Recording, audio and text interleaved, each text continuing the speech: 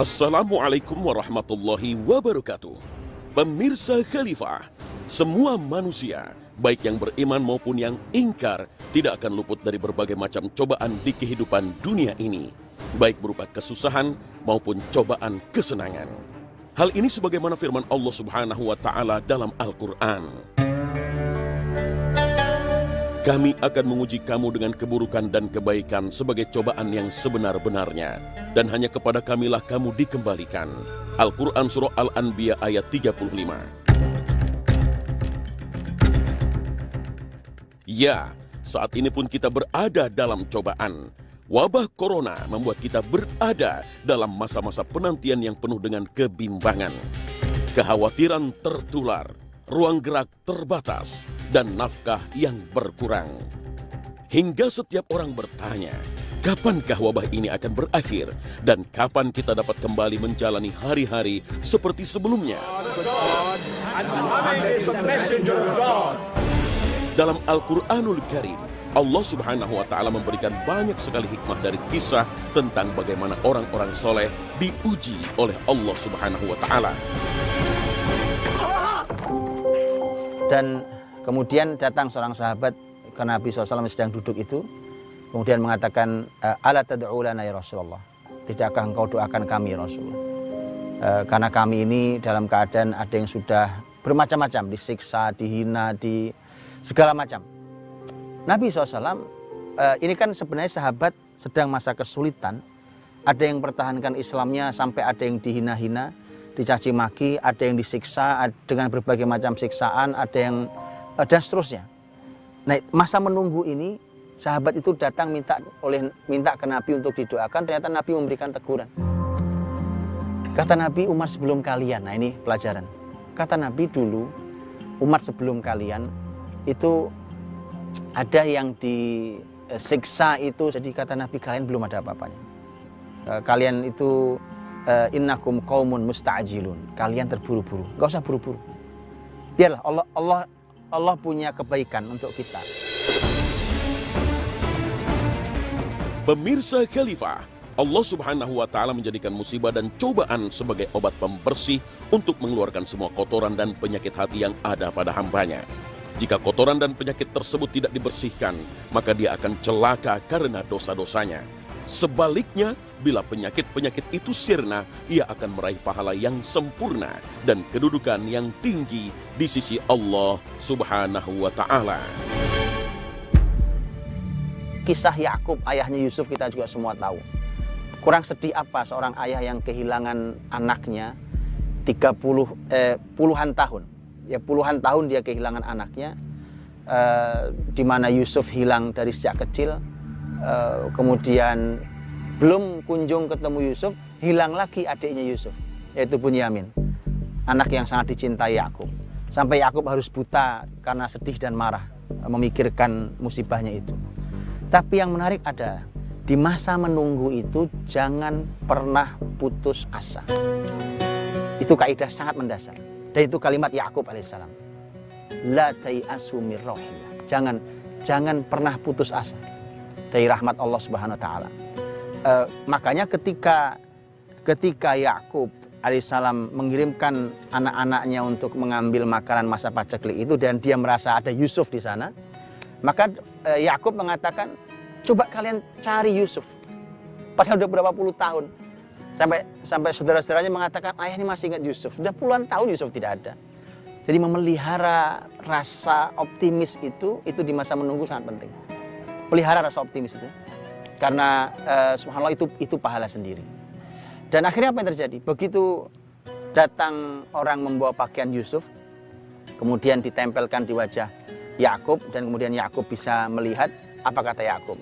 Karena ketika semua orang sudah putus asa, semua orang sudah mengatakan Yusuf sudah mati mungkin, itu kan Yakub begitu cium aroma Yusuf, kemudian dia bisa melihat kembali setelah butanya, maka kemudian Yakub berkata, alam aqul lakum inni a'lamu ma la ta'lamun. Kan saya sudah bilang pada kalian, saya ini tahu apa yang kalian tidak tahu, karena beliau dapat wahyu. Jadi mampu memelihara rasa optimis puluhan tahun, dan masa menunggu itu berakhir dengan sangat indah. Orang yang putus asa, kalau dia dapat solusi dia indah rasanya. Bagaimana dengan orang yang optimis dan berbaik sangka pada Allah dan mendapat pahala di situ kemudian mendapatkan solusinya. Betapa solusi-solusi masa menunggu itu masa yang harus dijalani dengan baik. Nabi Musa alaihissalam ketika selesai mengabdi di rumah mertuanya, karena akad maharnya adalah 7 tahun membantu sang ayah mertua atau 10 tahun, kemudian falamma qadha Musal ajal, ketika Musa menyelesaikan akad dengan mertuanya, kemudian dibawalah istrinya itu pergi meninggalkan negeri Madian mau kembali ke Mesir. Itu bukan jarak yang dekat. Di tengah perjalanan itu kemudian tentu mulai kehabisan bekal, kemudian hujan, disebutkan dalam riwayat hujan deras, petir luar biasa, padahal Musa istrinya dan bawa anak kecil. Tidak ada tempat berlindung, padang pasir kosong. Itu masa yang sulit sekali. Ketakutan Musa, khawatiran Musa bukan hanya pada dirinya, tapi pada istrinya, pada anak yang masih kecil. Tidak ada tempat berlindung, kedinginan, sangat dingin, bahkan mungkin tidak ada makanan. Tapi jalani dengan baik. Begitu melihat ada secercah api di atas bukit itu, di Tursina itu, maka kemudian Musa mengatakan, saya melihat ada api. Saya ke sana mudah-mudahan paling tidak mendapatkan sebongkah api yang bisa menghangatkan kalian. Tapi begitu Musa datang, ternyata yang didapatkan lebih dari sekedar api yang menghangatkan. Yang didapatkan bukan api, tapi adalah cahaya wahyu. Pemirsa Khalifah, kesulitan tidak akan terjadi selamanya. Pasti akan ada solusi dan kemudahan setelahnya. Sebagaimana firman Allah Subhanahu wa Ta'ala dalam Al-Quran. Karena sesungguhnya sesudah kesulitan itu ada kemudahan. Al-Quran Surah Al-Insyirah ayat 5. Setiap orang pasti mengalami masa-masa sulit. Namun mereka yang senantiasa bersabarlah yang akan mendapatkan pertolongan dari Allah Subhanahu wa Ta'ala. Masa menunggu ini, menunggu solusi, itu ternyata dibahas oleh para ulama. Menunggunya, kita tidak bicara tentang ketika dia sudah selesai atau bahkan bagaimana caranya kita supaya bisa menyelesaikan masalah ini. Tapi menunggu saja itu sudah menjadi pembahasan sendiri di antara para ulama. Dan ternyata itu bagian dari kebaikan-kebaikan. Itu adalah bagian dari ibadah yang baik, yaitu menunggu solusi dari permasalahan. Orang boleh berharap, orang boleh berdoa, orang boleh berusaha dan segala macam. Kemudian pertanyaannya adalah kapan ini diangkat. Tidak mungkin ada satupun ahli yang tahu kapan diangkat penyakit ini. Tidak tahu, karena hanya Allah yang tahu, supaya kita semua sadar bahwa kita tetap makhluk. Ya, masa penantian di tengah musibah bagi seorang mukmin seolah musim semi yang menguntungkan. Meski tidak nyaman, namun di masa inilah Allah memberikan banyak kesempatan beribadah, kesempatan menggali kebaikan dan pahala. Setiap musibah tak lain adalah bentuk kasih sayang Allah Subhanahu wa Ta'ala agar manusia menerima segala ganjaran kebaikan atas ibadah dan amal soleh yang dilakukannya di saat menerima cobaan. Karena kadang manusia itu terkadang Allah panggil-panggil tapi tidak datang. Dipanggil Allah untuk bertobat, tidak bertobat. Dipanggil Allah disuruh istighfar, dia tidak istighfar. Dipanggil Allah SWT untuk melaksanakan ibadah-ibadah, dia tidak jalani. Tapi karena Allah sayang, sehingga Allah itu terkadang memaksa kita ini dipaksa untuk menerima kebaikan itu. Dipaksa untuk menerima ampunan Allah, dipaksa untuk menerima pahala Allah, dipaksa untuk menerima kebaikan Allah. Makanya kemudian ada yang umpamanya sakit. Ketika sakit dia banyak sekali istighfar, kemudian tawakalnya dikuatkan dan seterusnya. Maka dia mendapatkan banyak kebaikan di masa-masa menunggu itu. Artinya bahwa ini terkadang Allah SWT yang menginginkan agar kita ini dipaksa untuk mendapatkan kebaikan-kebaikan itu, karena kita tidak kunjung datang ketika dipanggil Allah SWT dalam keadaan kita lapang. Rasulullah SAW dalam suatu riwayat pernah memberikan nasihat kepada Abdullah bin Abbas radhiyallahu anhu. Beliau bersabda, "Kenalilah Allah saat kamu sedang lapang, maka dalam keadaan sempit Allah akan mengenalimu." Hadis riwayat Tirmizi. Karenanya dengan banyak mengingat Allah Subhanahu wa Ta'ala di saat senang, maka kita punya kesempatan besar untuk mendapat kemudahan di saat menghadapi kesulitan. Itu kenapa kemudian dalam riwayat itu ketika Nabi Yunus alaihissalam itu di perut ikan itu, kemudian beliau banyak berzikir la ilaha illa anta subhanaka inni kuntu minadz zalimin, kemudian minta pertolongan Allah Subhanahu wa Ta'ala.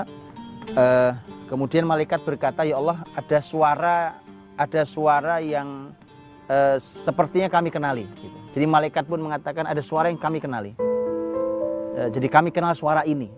Jadi malaikat itu mengenali suara orang-orang yang baik yang biasa berzikir pada Allah Subhanahu wa Ta'ala. Ya Allah, saya kenali suara ini. Kemudian Allah menyampaikan bahwa itu hambaku Yunus. Dia ada di perut ikan, kemudian diperintahkan untuk dikeluarkan. Artinya bahwa Nabi pun memberikan solusi kepada atau memberikan masa menunggu itu, dan ternyata kita punya kesempatan yang luar biasa dalam keadaan sulit. Kemudian kita berdoa pada Allah SWT, meminta pada Allah, memelas pada Allah, itu akan mudah didengar kalau di masa lapang kemarin kita dekat dengan Allah SWT. Jadikan ini dua pelajaran.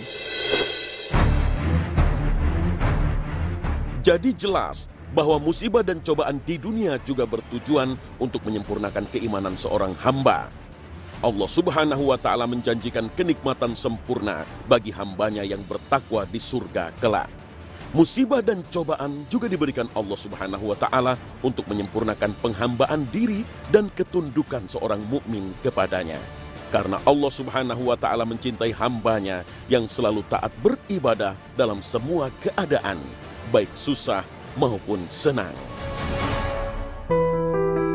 Bacalah umpamanya bagaimana sulitnya masa paceklik panjang Nabi Yusuf alaihissalam. Jadi Allah kasih berikan potret. Bacalah itu. Alhamdulillah, sekering-keringnya kita, sepacaklik-pacakliknya kita, tidak pernah ada, setahu saya sampai hari ini belum pernah ada masa kering 7 tahun lamanya. Tapi itu pernah dialami oleh Nabi Yusuf alaihissalam. 7 tahun masa yang sulit, tidak ada yang bisa ditanam, tidak ada yang bisa dipanen, apalagi dimakan. Hanya memakan yang disimpan selama 7 tahun itu. Dan itu masa yang sangat sulit. Tapi subhanallah, begitu masuk tahun berakhirnya musibah 7 tahun itu ada solusinya. Karena tidak mungkin hidup ini sulit sepanjang hidup, tidak mungkin. Abdullah bin Abbas mengatakan bahwa la yaghlibu al-usru yusrain. Yang namanya kesulitan itu tidak mungkin mengalahkan kemudahan 2 kali. Jadi sulit itu tidak mungkin mengalahkan kemudahan 2 kali. Karena setelah sulit ya harus mudah. Inna ma'al usri yusra. Sungguhnya bersama kesulitan itu ada kemudahan. Ustaz, saya mau bertanya, apakah ada amalan-amalan khusus yang harus dilakukan di masa-masa menunggu tersebut? Ada amal hati. Di hati itu terletak keyakinan. Di sanalah maka orang beriman ketika masa menunggu untuk mendapatkan solusi dari kesulitannya, maka dia harus punya husnudzon, berbaik sangka pada Allah Subhanahu wa Ta'ala.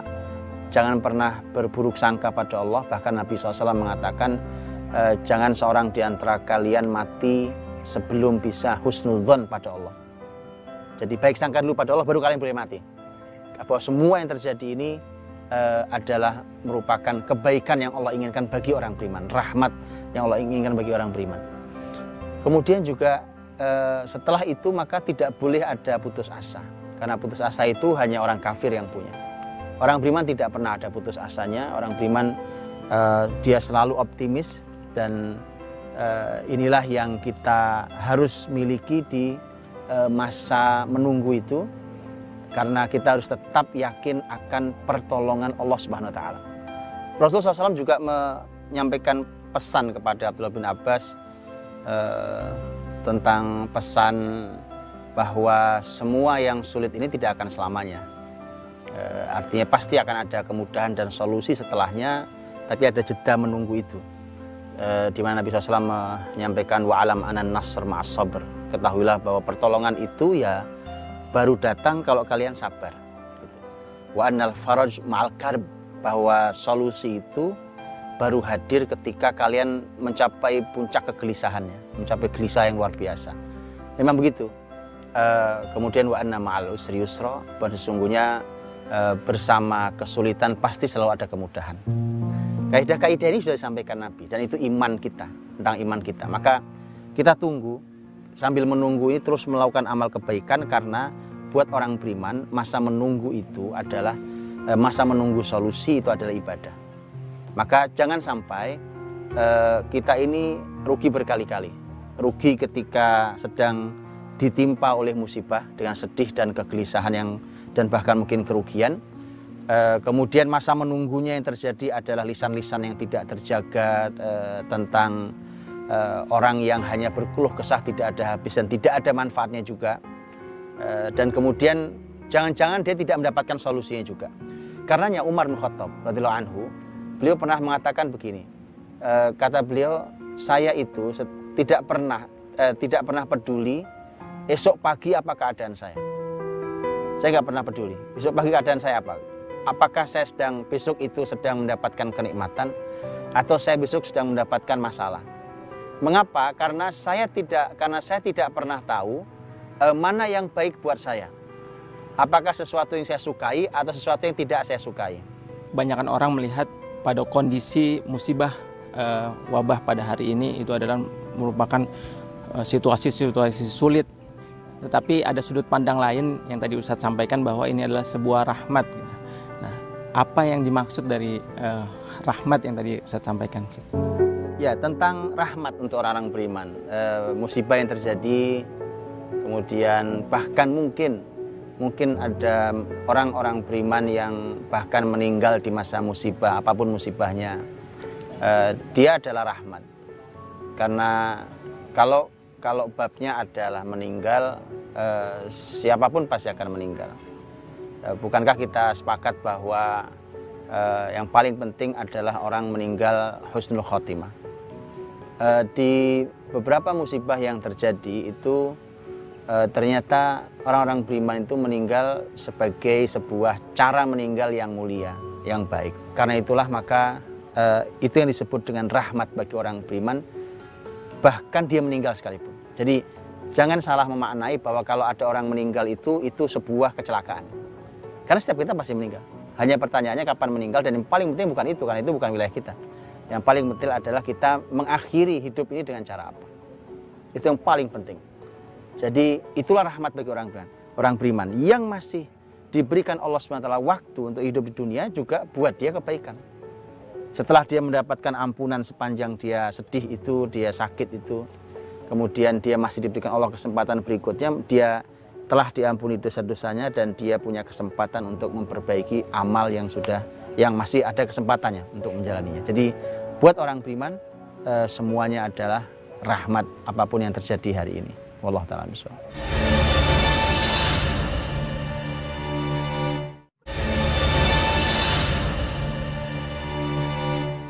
Allah sedang menyiapkan rahmat untuk kita semua. Jangan menyalahkan Allah, jangan berkeluh kesah pada Allah, jangan mencaci maki takdir. Karena biarkan Allah yang Maha tahu kapan dia hadir, kapan dia pergi. Tugas kita adalah berusaha sebagai manusia yang berdoa. Makanya Nabi SAW mengatakan kalian terburu-buru. Menyikapi masa menunggu itu jangan terburu-buru. Jalani sebaik mungkin apa yang bisa kita jalani. Tugas kita zikir ya zikir. Tugas kita makan nutrisi yang baik, makan nutrisi yang baik. Tugas kita menjaga lingkungan, jaga lingkungan. Apapun itu. Cuma itu tugasnya, dan biarkan Allah yang memberikan solusi kapan itu hadir. Karena kalau kita jalani dengan cara itu, maka yang ada adalah kebaikan demi kebaikan. Maka tunggu dengan baik, jalani semua tugas kita, jangan pernah putus asa, dan ada hari di mana pasti Allah akan menghadirkan solusi dan kebaikannya, dan saat itulah maka kita telah memanen sekian banyak pahala dan kebaikan untuk kita semua. Wallahu ta'ala bishawab. Assalamualaikum warahmatullahi wabarakatuh.